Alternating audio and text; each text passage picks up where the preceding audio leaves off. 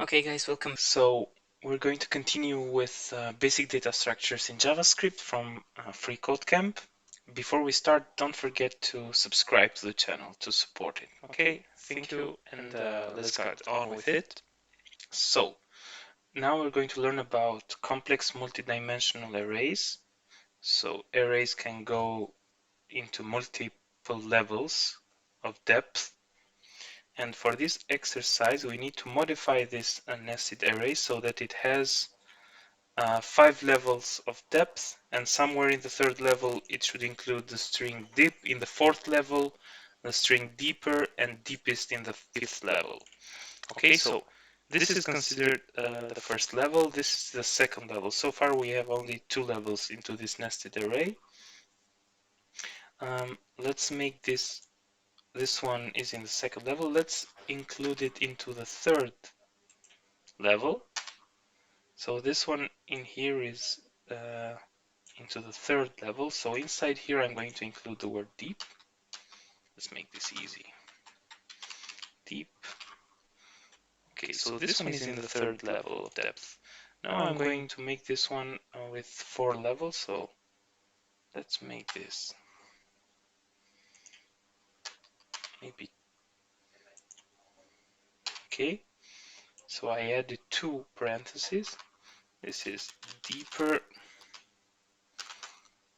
Okay, and now let's make this with 5 levels.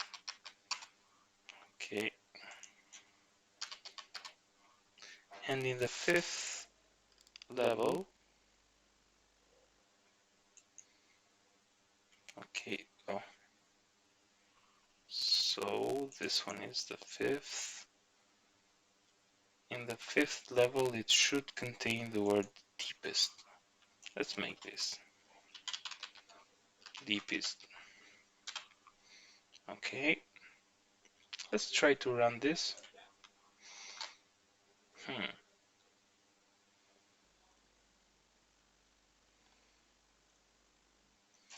Or maybe there are. Let's try to see if there's already the word deep. Okay, now this is closed here. This is deeper. And then this is deepest.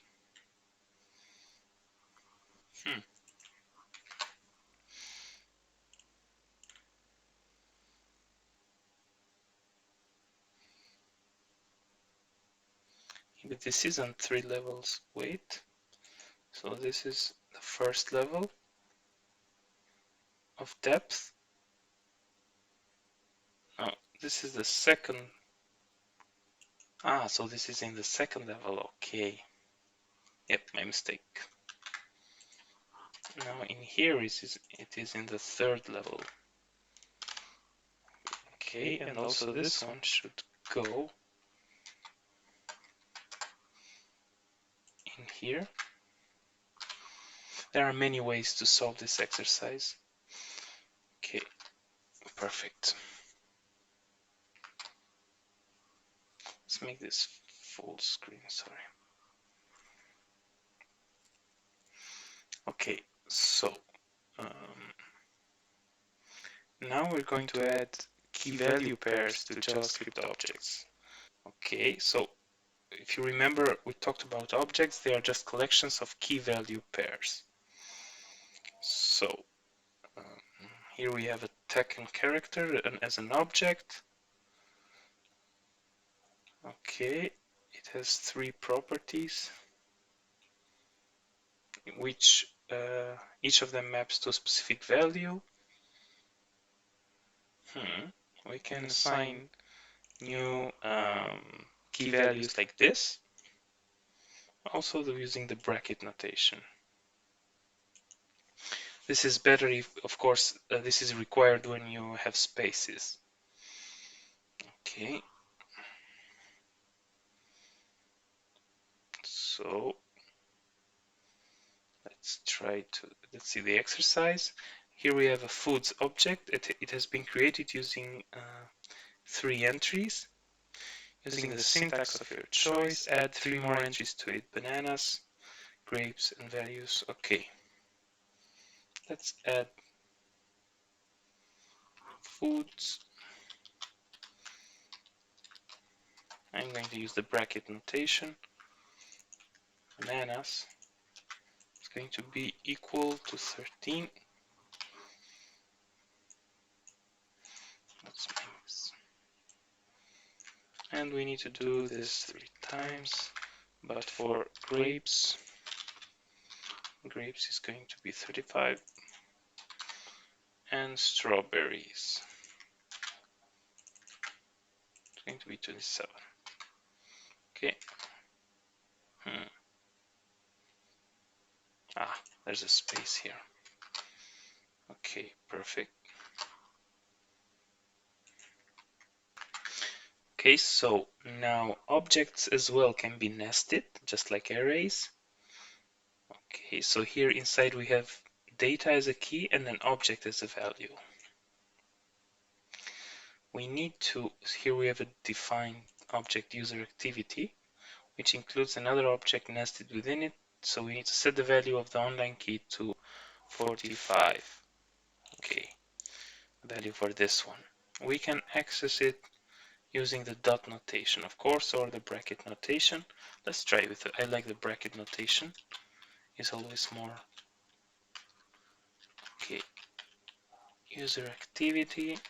I'm going to access data, and then inside data I'm going to access online, and I'm going to set this to 45. Let's try. Great.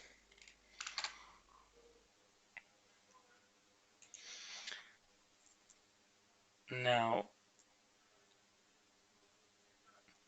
how to access with bracket notation. So we can also use a variable inside here. So this variable represents a key value. So a key, not a value. So here we have a function check inventory. It receives a scanned item as an argument and return the current value of the scanned item key in the foods object. Okay. We can also assume that only valid keys will be provided. Okay. So we need to return the foods bracket scanned item, and that should do it. Great. Now, using the delete keyword, okay, to remove object properties. So we can just do something like this to remove a property. So let's remove oranges, plums, and strawberries keys from the foods object. Okay, I don't know if you can group them all together, but let's write delete expressions one by one. So we need to remove foods dot oranges, and then we need to delete plums and strawberries. Plums. Okay.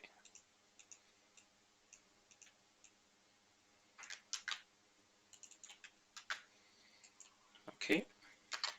Great. Oh, how to check if an object has a property? So we can use the method hasOwnProperty. Okay. We can also use the in keyword. Let's see. So you can do something like this. So we also have created an object users with some users in it, and the function is everyone here, which we pass the user's object to as an argument, and we need to finish writing the function so that it returns true only if the user's object contains all 4 names, Alan, Jeff, Sarah, Ryan, as keys, and false otherwise. Okay, so we need to check if all these names are in there. So we can check with his own property. Let's see. I think this one, I'm not sure if his own property can receive multiple arguments, but let's give it a shot. It's worth a try. So if object that has own property. Let's see. I actually don't know this. I don't use JavaScript that much, so I want to test this. So let's see if it can accept Alan and then Jeff, Sarah, wait, Sarah and Ryan. So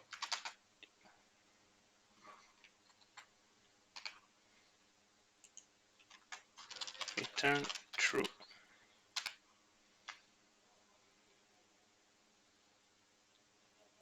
Oh, this one is not needed. Why do we have?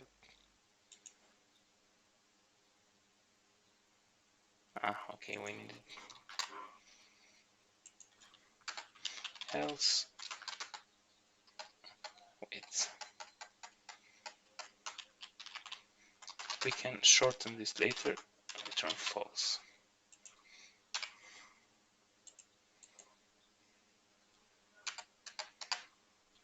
Let's run this.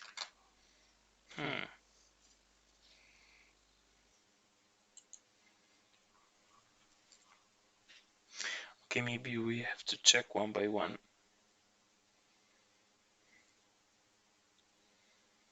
Okay.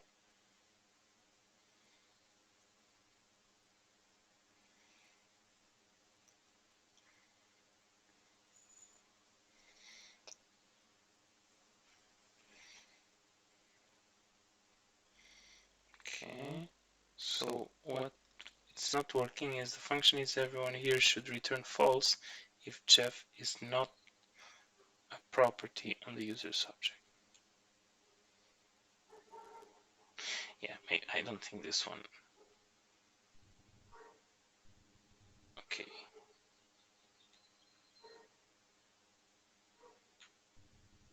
Okay. I don't think this one works, so let's try it with and. So inside this one I'm going to use and I'm going to add all these conditions.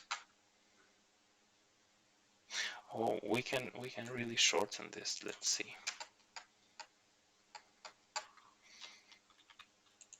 I'm just going to write one long return statement. So return this one and we can copy this and let's replace the names. Jeff, Sarah, and Ryan. Okay, perfect. So let's iterate through the keys of an object with a for in statement. So sometimes when you need to iterate through all the keys within an object, we can use a for loop.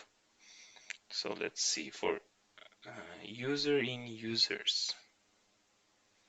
So in this statement, we define the variable user. Okay.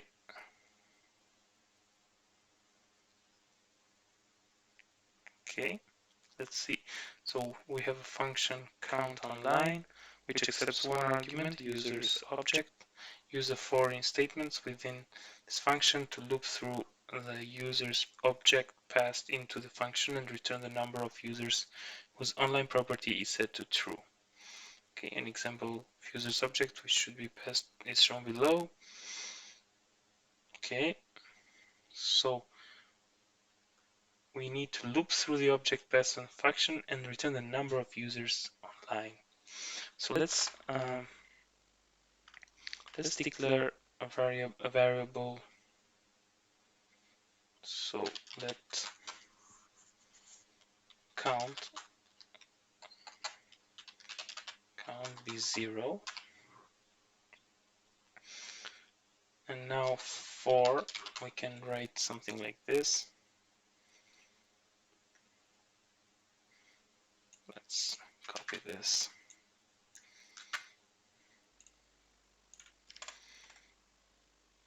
Let's user and users. Now what we want to do is check if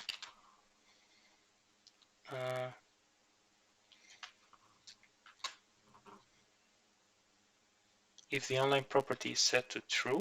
So if user.online, we can write it like this. And then if user.online, we increase the count. Count plus. In the end, we just return the count. Let's run this.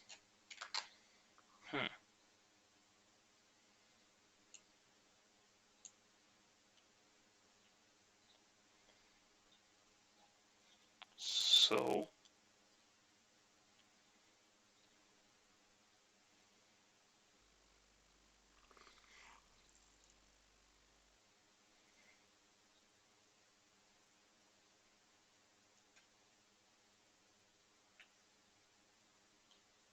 I think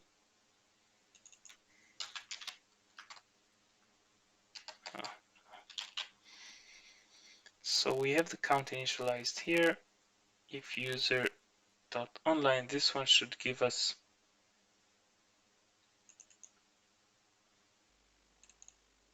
okay. Let's try to console log this. Console.log count. So I'm going to take this object right here and see what happens. So this is the object. This is users.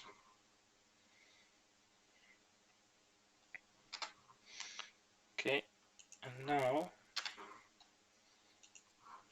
let or const maybe. So now let's see.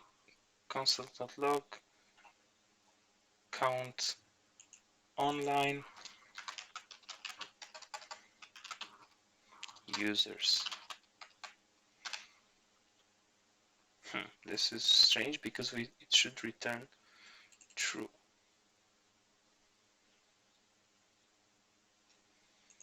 If I make this const.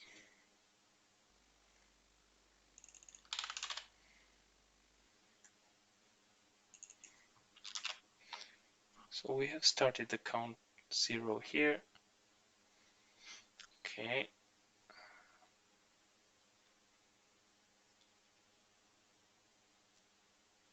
If user.online, we increase the count. This one should work.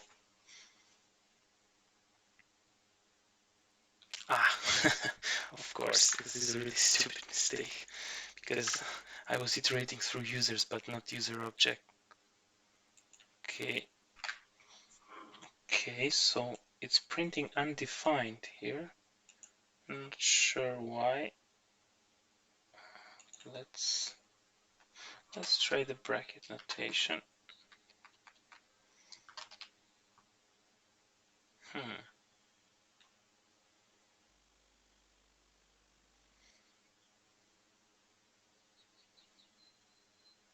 Maybe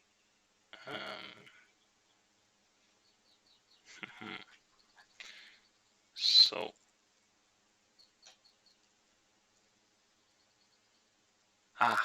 okay. I think I rushed into the exercise without. So let's do users user. Okay, this is what we should have done to get the object. Okay, so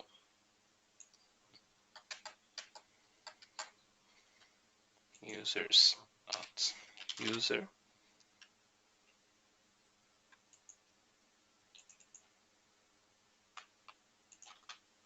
users user object here.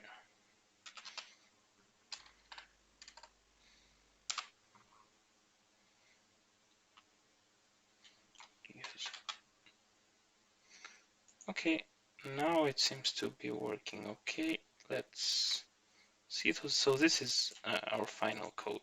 Let's run the tests. Okay, great. Okay.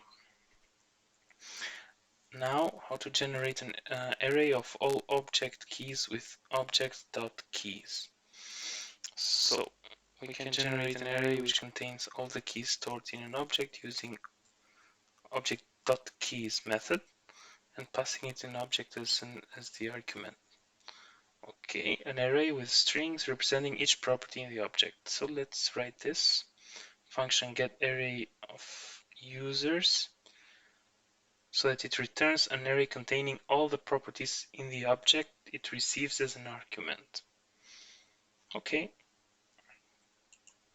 we simply do return object dot, what was this?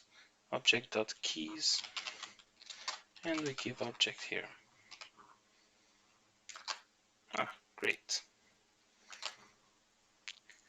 How to modify an array stored in an object. So let's see. Let's take a look at the object we've provided. It was provided. Okay. Okay. So this is the user object. It has name, age, and data. And data is an object again. It has username, join date. Okay. So the data key contains 5 keys, one of which contains an array of friends. From this, we can see how flexible objects are as data structures. So we can write the function add friend, takes a user object and adds the name of the friend argument to the array stored in user.data.friends. Okay, so if we add another user, it will take the name and it will add it to the friends. Let's try to do this. So this user object, we can access the name with user object.name. No, the friend, we need the friend's name. So user object to access the data. Okay, to access the data. And then inside data, we have friends, which is an array. Maybe I like to use the bracket notation.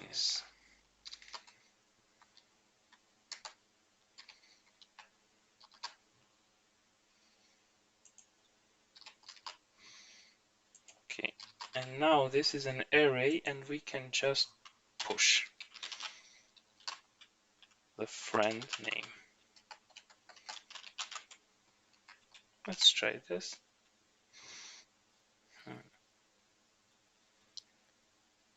What? Okay.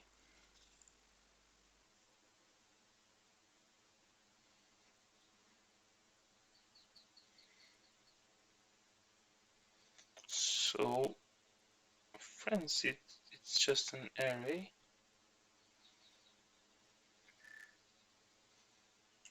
Let's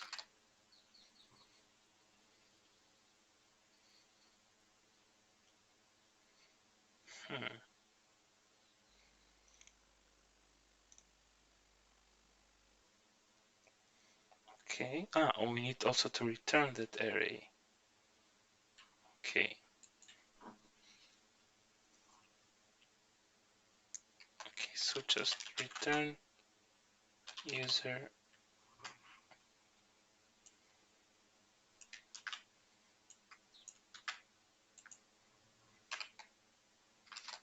Okay, perfect. So this was the last exercise. In the next one, we will continue with basic algorithm scripting. So we finished with basic data structures. Okay, guys, so don't forget to like, share, subscribe, hit that bell notification icon. So you can support the channel and I can continue to making these videos. If you find them helpful, of course. So thanks again, and I'll see you in the next one. Bye bye.